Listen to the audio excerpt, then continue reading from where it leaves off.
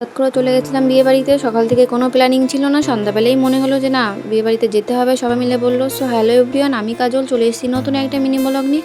সকাল সকাল তো মাম্মাম ঘুম থেকে উঠেই গেছে। ওকে আমি একটু রেডি করিয়ে ফ্রেশ করিয়ে দিয়েছি। আর এখানে আমি একটু গান শুনছিলাম আর ঘরে কাজ করছিলাম।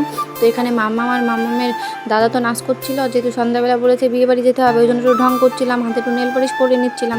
তো মেয়ে মানুষ বলে কথা, বিয়েবাড়ি গেলে তো একটু সাজুগুজু করতেই হবে। ওই জন্য একটু নেল পালিশ পরে নিচ্ছিলাম। তারপর তো দেখো আমি রেডি হয়ে চলে এসেছি। তো আমাকে কেমন লাগছে অবশ্যই আমাকে কমেন্ট করে জানিও।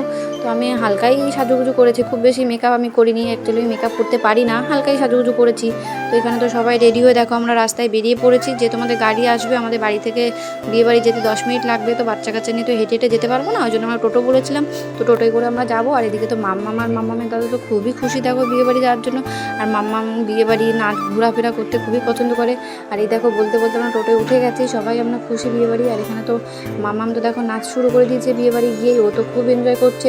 আর মাম্মাম জানো তো একটু ছবি তুলতে চায় না। ওকে যে কি কষ্ট করে আমি ছবি তোলাতে হয় কি বলবো, ছবি তুলতেই চায় না।